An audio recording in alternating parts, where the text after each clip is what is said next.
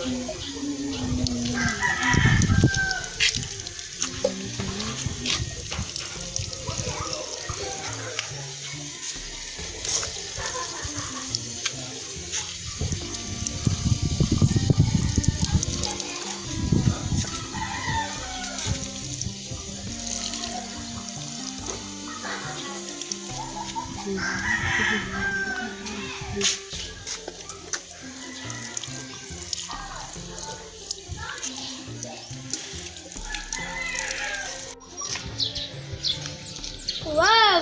So nice! So nice! Hello guys! Good morning! Good morning guys. Ayan, medyo makalat yung ating bahay ngayon. So, nalilinis tayo and kanina pinakita ko sa inyo yung labas. Yung itsura ng labas. Kasi kahapon hindi ko na-update talaga yung full talaga na itsura. Pero ayun siya, I'm so excited. Maganda siyang tingnan, maganda sa mata. At ito lang yung hindi maganda sa mata. Kailangan natin. Ang ginawa kasi kanina, kaya may mga dito. Tawag dito mga kumot. Ayan. Tapos katapos na namin magumagahan and nakapag tayo sa mga bulaklak natin, sa ating mga halaman. So, na natin. Yung buko na tanggal na yung aking tali. Ayan, magluluto na ako ng lunch guys. Ang lunch namin. And papakuluan ko pala itong munggo ngayon. And yung ulam namin, today pala is Sunday. Anong petsa ngayon? February 9, 2020. So, ito yung gagawin ko ngayon. Ito yung pinaano ko kahapon na munggo. Papakuluan natin. Tapos si Papa kasi masama yung pakiramdam niya. Kaya nakahiga. Masakit yung katawan niya. And ayun, magsasaing muna ako habang papakulo ako ng munggo. Pero ulam, hindi mo yung ulamin namin ngayon. Ano yung ulamin namin? Yung isda. So alam nyo, nakakatakot yung sa virus. Kasi talagang, nakita ko talaga yung, nagpapanik talaga yung mga tao dyan sa Manila. Sa Maynila. Dito din naman sa amin, ganun din. Pero kami, hindi kami ganun na nagpapanik talaga kami. Kasi, pero hindi naman panic. Pero maging, lang tayo. Maging maingat. Kasi, diba, hindi naman biro yung virus. Kaya mas better na mag-ingat talaga. Kung nagpapanik ka, alam mo yung si Chuchay nandun. Ang cute. Kasi pag nagpanik ka, mahirap eh. Okay lang yung kalma lang, tapos maging maingat lang talaga. So, ito na yung akin saing. Ayan. Saing na tayo.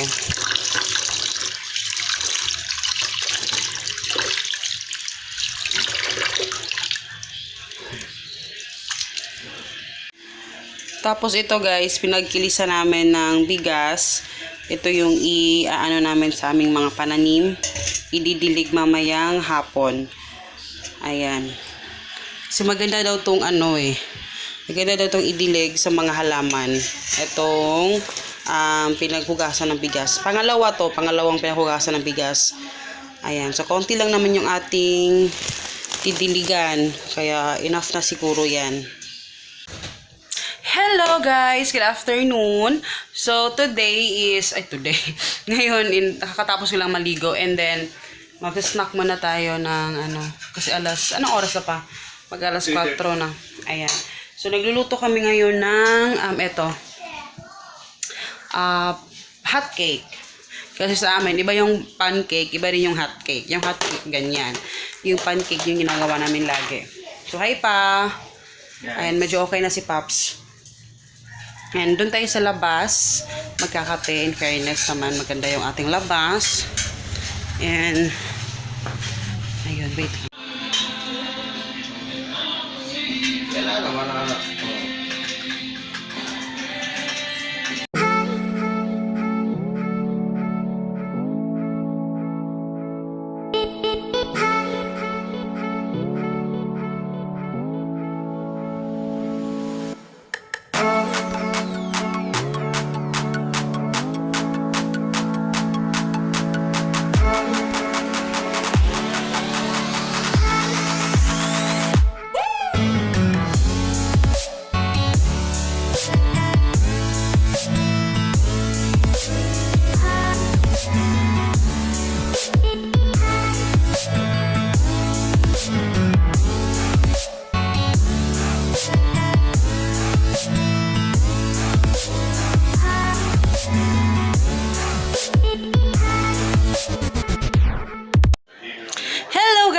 guys, good morning.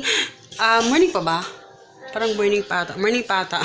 Kasi parang mag-11 o'clock pala ng umaga. Kasi kakagaling lang namin bumaba na kami, nag-grocery kami sa palengke.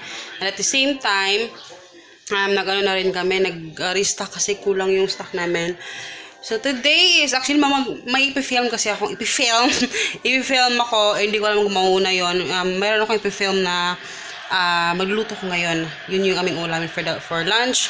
Tapos yun, relax lang, chill. Tapos may binili akong bagong bulaklak. Ang ganda niya. Sayang hindi ko na picturean.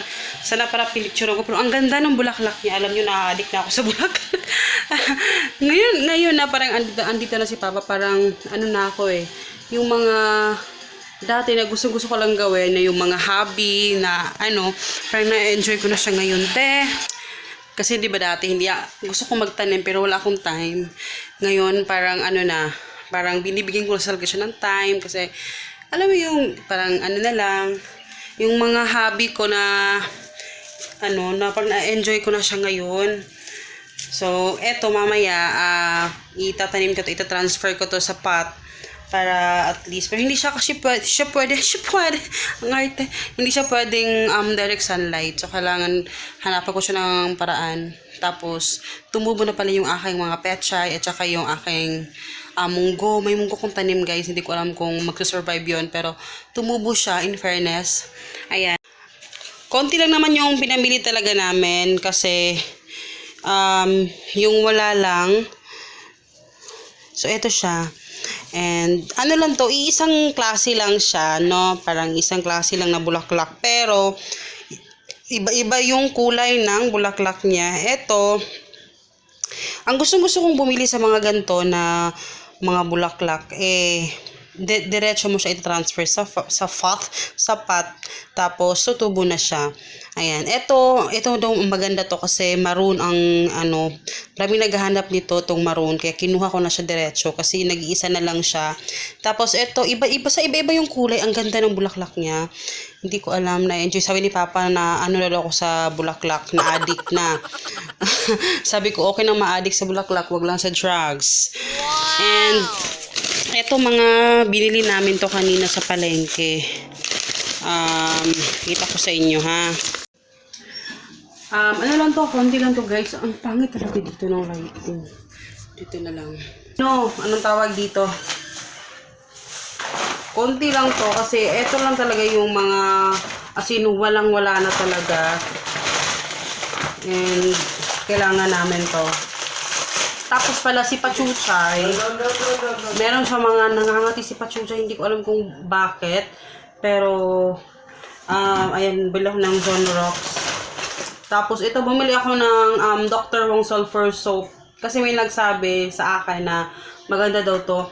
Pero sana yung yellow, kaso wala yung yellow. Itatry ko lang sa kanya, itong sulfur soap.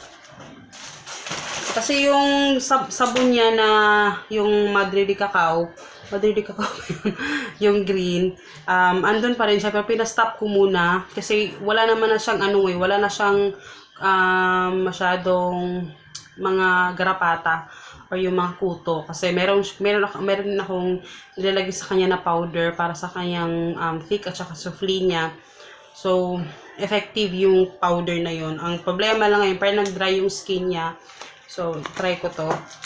And then eto, Kojic soap. Kunti lang talaga to. Tapos yung aking favorite na oil, canola yung binili ko kasi kasama ako. Pero kung hindi ako kasama, hindi ganito na oil yung binibili ni Papa. Na lang to, mga junk foods. Ito, natry ko to. Kanina yung Piatos na salted potato. 5 pesos lang.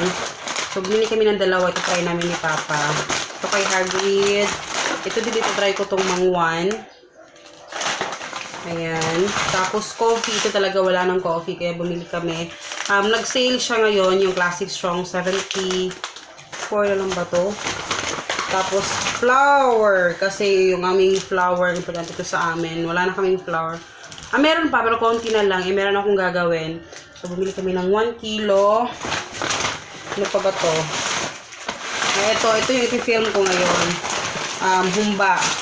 Nagpifilm ako ngayon ng humba. ito yung humba na favorite ko. Pag nagluluto si mama ko nito, gusto ko pati yung manok. Ay nako. Kaya i-share ko yan sa inyo. Pero I think mauuna to. So, meron akong Virginia hotdog.